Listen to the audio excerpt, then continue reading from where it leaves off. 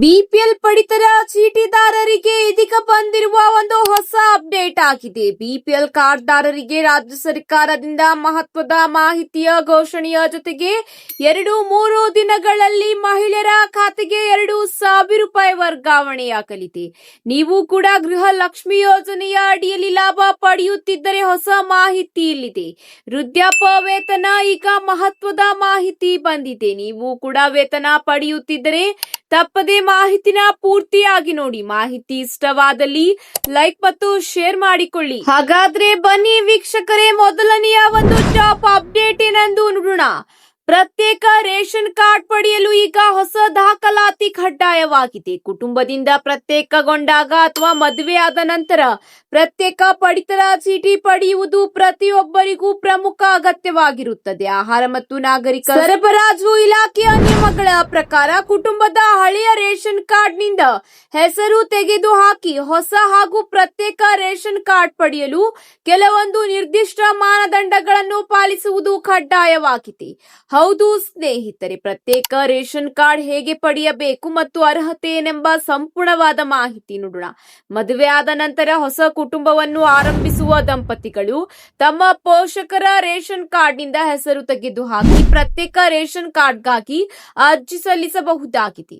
ಕುಟುಂಬದ ಹಿರಿಯ ಸದಸ್ಯರೊಂದಿಗೆ ಒಂದೇ ಮನೆಯಲ್ಲಿ ವಾಸಿಸದೆ ಬೇರೆ ಮನೆ ಮಾಡಿ ಪ್ರತ್ಯೇಕವಾಗಿ ಜೀವಿಸುತ್ತಿರುವ ಮಕ್ಕಳು ಅಥವಾ ಕುಟುಂಬದ ಇತರೆ ಸದಸ್ಯರು ಪ್ರತ್ಯೇಕ ಕಾರ್ಡ್ ಪಡೆಯಲು ಅವಕಾಶ ನೀಡಲಾಗಿದೆ.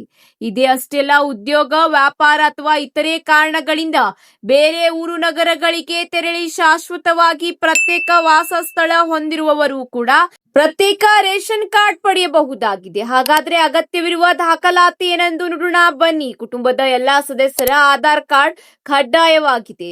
ಹೆಸರು ಕಡಿತಗೊಳಿಸಿದ ಪ್ರಮಾಣ ಪತ್ರ ಮತ್ತು ವಿವಾಹ ಪ್ರಮಾಣ ಪತ್ರ ಕೂಡ ಕಡ್ಡಾಯವಾಗಿದ್ದು, ವಾಸಸ್ಥಳ ದೃಢೀಕರಣ ಪತ್ರದ ಜೊತೆಗೆ ಕರೆಂಟ್ ಬಿಲ್, ಬಾಡಿಗೆ ಒಪ್ಪಂದ ಪತ್ರ ಕಡ್ಡಾಯವಾಗಿದೆ.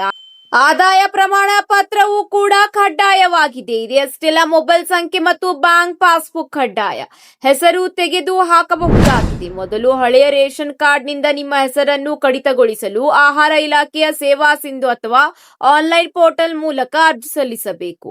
ಹೊಸ ಕಾರ್ಡ್ಗಾಗಿ ಹೆಸರು ತೆಗೆದು ಹಾಕಿ ಪ್ರಮಾಣ ಪತ್ರ ದೊರೆತ ನಂತರ ಹೊಸ ಪ್ರತ್ಯೇಕ ರೇಷನ್ ಕಾರ್ಡ್ಗಾಗಿ ಅಗತ್ಯ ದಾಖಲಾತಿಯೊಂದಿಗೆ ಆನ್ಲೈನ್ ಉಸ್ತುವಾರಿ ಕೇಂದ್ರಗಳಲ್ಲಿ ಅಂದ್ರೆ ಕರ್ನಾಟಕ 1, ಗ್ರಾಮ 1 ಮತ್ತು ಬೆಂಗಳೂರು 1 ನಲ್ಲಿ ಅರ್ಜಿ ಸಲ್ಲಿಸಬೇಕಾಗುತ್ತದೆ ಎಂಬ ಮಾಹಿತಿಯನ್ನು ರಾಜ್ಯ ಸರ್ಕಾರ ಈಗ ಸ್ಪಷ್ಟಪಡಿಸಿದೆ. ಇದರ ಜೊತೆಗೆ ಮುಂದಿನ ಒಂದು ಅಪ್ಡೇಟ್ ಏನೆಂದು ನೋಡೋಣ ಬನ್ನಿ ಸ್ನೇಹಿತರೆ. ಕರ್ನಾಟಕ ಸರ್ಕಾರದ ಗೃಹ ಲಕ್ಷ್ಮಿ ಯೋಜನೆಯ ಫಲಾನುಭವಿಗಳ ಪಟ್ಟಿಯನ್ನು ಮತ್ತಷ್ಟು ಪರಿಷ್ಕರಿಸಲು ರಾಜ್ಯ ಸರ್ಕಾರ ಮುಂದಾಗಿದ್ದು, ಯೋಜನೆಯ ನವೀಕರಣದ ವೇಳೆ ಮತದಾರರ ಗುರುತಿನ ಚೀಟಿಯನ್ನು ಕಡ್ಡಾಯಗೊಳಿಸುವ ಪ್ರಸ್ತಾವನೆ ಸಿದ್ಧವಾಗಿದ್ದು, ಮತದಾರರ ಪಟ್ಟಿ ಸಮಗ್ರ ವಿಶೇಷ ಪರಿಷ್ಕರಣೆ ಪೂರ್ಣಗೊಂಡ ಬಳಿಕ ಗೃಹಲಕ್ಷ್ಮಿ ಯೋಜನೆಯ ಫಲಾನುಭವಿಗಳ ಮರು ಪರಿಶೀಲನೆ ಪ್ರಕ್ರಿಯೆ ಆರಂಭವಾಗಲಿದೆ ಎಂಬ ಮಾಹಿತಿ ತಿಳಿದು ಬಂದಿದೆ. ಯೋಜನೆಯ ಅಡಿಯಲ್ಲಿ ಅರ್ಹರಲ್ಲದವರು ಹಣ ಪಡೆಯುತ್ತಿದ್ದಾರೆ ಎಂಬ ದೂರುಗಳು ಮತ್ತು ಪರಿಶೀಲನೆಯಲ್ಲಿ ಪತ್ತೆಯಾದ ಅಕ್ರಮಗಳ ಹಿನ್ನೆಲೆಯಲ್ಲಿ ಫಲಾನುಭವಿಗಳ ಪಟ್ಟಿಯನ್ನು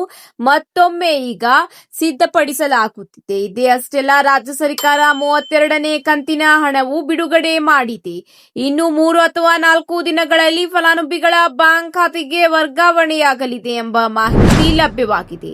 ಗೃಹಲಕ್ಷ್ಮಿ ಯೋಜನೆಯ ನವೀಕರಣಕ್ಕೆ ಮತದಾರರ ಗುರುತಿನ ಚೀಟಿಯನ್ನು ಕಡ್ಡಾಯಗೊಳಿಸುವ ಪ್ರಸ್ತಾವನೆ ಈಗಾಗಲೇ ಸಿದ್ಧವಾಗಿದ್ದು, ಸದ್ಯ ಎಪಿಎಲ್ ಮತ್ತು ಬಿಪಿಎಲ್ ಪಡಿತರ ಚೀಟಿಯೊಂದಿಗೆ ಮತದಾರರ ಗುರುತಿನ ಚೀಟಿಯನ್ನು ಹೊಂದಿರಬೇಕೆಂದು ಮಹತ್ವದ ಮಾಹಿತಿ ತಿಳಿಸಿದೆ ರಾಜ್ಯ ಸರ್ಕಾರ. ನಿಮ್ಮ ಖಾತೆಗೂ ಕೂಡ ಗೃಹಲಕ್ಷ್ಮಿ ಯೋಜನೆಯ 32ನೇ ಕಂತಿನ ಹಣ ವರ್ಗಾವಣೆಯಾಗಿದ್ದರೆ ಕಮೆಂಟ್ ಮೂಲಕ ಎಸ್ ಅಂತ ತಿಳಿಸಿ. ಇದರ ಜೊತೆಗೆ ಮುಂದಿನ ಒಂದು ಅಪ್ಡೇಟ್ ಏನೆಂದರೆ, ವೃದ್ಧಾಪ್ಯ ವೇತನ ನೀಡಲು ಬದುಕಿರುವ ವೃದ್ಧರಿಗೆ ಮರಣ ಪ್ರಮಾಣ ಪತ್ರ ಕೇಳಿದೆ ಸರ್ಕಾರ. ಹೌದು, ರಾಜ್ಯದಲ್ಲಿ ಮಾಸಿಕ ವೃದ್ಧಾಪ್ಯ ವೇತನ ಪಡೆಯಲು ಬದುಕಿರುವ ಫಲಾನುಭವಿಗಳು ಸರ್ಕಾರಕ್ಕೆ ಮರಣ ಪ್ರಮಾಣ ಪತ್ರ ನೀಡಬೇಕೆಂತೆ. ಇದಕ್ಕೆ ಸಂಬಂಧಿಸಿದಂತೆ ತಹಶೀಲ್ದಾರ್ ನೋಟಿಸ್ ಸಾಕಷ್ಟು ಚರ್ಚೆ ಹುಟ್ಟು ಹಾಕಿದೆ. ಅದಲ್ಲದೆ ಸರ್ಕಾರ ಅಂಗವಿಕಲರು ಮಾಸಿಕ ಪಿಂಚಣಿ ಪಡೆಯಲು ವಾರ್ಷಿಕ 32,000 ರೂಪಾಯಿ ಆದಾಯ ಮಿತಿ ನಿಗದಿ ಮಾಡಿದ್ದರಿಂದ ಅನೇಕರಿಗೆ ಪಿಂಚಣಿ ಸಿಗದೆ ಸಾಕಷ್ಟು ತೊಂದರೆ ಅನುಭವಿಸುತ್ತಿದ್ದಾರೆ. 60 ವರ್ಷ ಮೇಲ್ಪಟ್ಟವರಿಗೆ, ಹಿರಿಯ ನಾಗರಿಕರಿಗೆ ಸಂಧ್ಯಾ ಸುರಕ್ಷಾ ಯೋಜನೆಯ ಅಡಿ ತಿಂಗಳಿಗೆ 1,200 ರೂಪಾಯಿ ನೀಡಲಾಗುತ್ತಿದೆ. ಪಿಂಚಣಿದಾರರ ನೈಜತೆ ಪರಿಶೀಲನೆಗೆ ನೋಟಿಸ್ ನೀಡಲಾಗಿದೆ. ಅದರಲ್ಲಿ ಮರಣ ದೃಢೀಕರಣ ಪತ್ರ ಸಲ್ಲಿಕೆಗೆ ಸೂಚನೆ ನೀಡಿರುವುದು ರಾಜ್ಯದಲ್ಲಿ ಗಂಭೀರ ಚರ್ಚೆಗೆ ಈಗ ಕಾರಣವಾಗಿದೆ. ಈ ಕುರಿತು ವಿರೋಧ ಪಕ್ಷದ ನಾಯಕ ಆರ್ ಅಶೋಕ್ ಅವರು ಕಿಡಿಕಾರಿದ್ದಾರೆ. ಹೌದು ವೀಕ್ಷಕರೇ, ಮಾಧ್ಯಮದಲ್ಲಿ ಮಾತನಾಡಿರುವ ಅವರು, ಬದುಕಿರುವ ವೃದ್ಧರಿಗೆ ಮರಣ ಪ್ರಮಾಣ ಪತ್ರ ಕೇಳುವ ಈ ಲಜ್ಜೆಗೆಟ್ಟ ಕಾಂಗ್ರೆಸ್ ಸರ್ಕಾರಕ್ಕೆ ಮಾನ ಮರ್ಯಾದೆ ಇದೆಯಾ ಎಂದ ಪ್ರಶ್ನೆಯನ್ನು ಕೇಳಿದ್ದಾರೆ. ಹೌದು ವೀಕ್ಷಕರೇ, ಸಾಕಷ್ಟು ತಿಂಗಳಿಂದ ಅಂಗವಿಕಲರಿಗೆ, ಹಿರಿಯ ನಾಗರಿಕರಿಗೆ, ವೃದ್ಧರಿಗೆ ಸೇರಿದಂತೆ ಸಂಧ್ಯಾ ಸುರಕ್ಷಾ ಯೋಜನೆಯ ಫಲಾನುಭವಿಗಳಿಗೆ ಪಿಂಚಣಿ ಹಣವು ವರ್ಗಾವಣೆಯಾಗುತ್ತಿಲ್ಲ. ಸರ್ಕಾರವು ದಿನದಿಂದ ದಿನಕ್ಕೆ ಸಾಕಷ್ಟು ದಾಖಲಾತಿಗಳನ್ನು ಸಲ್ಲಿಸುವಂತೆ ಕೇಳುತ್ತಿದೆ. ಈಗ ಜೀವಂತ ಇರುವ ಫಲಾನುಭವಿಗಳಿಗೆ ಮರಣ ಪ್ರಮಾಣ ಪತ್ರ ಸಲ್ಲಿಸುವಂತೆ ಕೇಳುತ್ತಿದೆ. ಈ ಒಂದು ಕಾರಣದಿಂದ ಎಲ್ಲಾ ಫಲಾನುಭವಿಗಳು ಆಕ್ರೋಶ ಕೂಡ ವ್ಯಕ್ತಪಡಿಸುತ್ತಿದ್ದಾರೆ. ಇವತ್ತಿಗೆ ಇಷ್ಟೇ ವೀಕ್ಷಕರೇ, ಮತ್ತೆ ಸಿಗೋಣ ಹೊಸ ಅಪ್ಡೇಟ್ ಜೊತೆಗೆ. ಈ ಒಂದು ಮಾಹಿತಿ ಇಷ್ಟವಾದಲ್ಲಿ ಲೈಕ್ ಮತ್ತು ಶೇರ್ ಮಾಡಿಕೊಳ್ಳಿ. ಧನ್ಯವಾದಗಳು.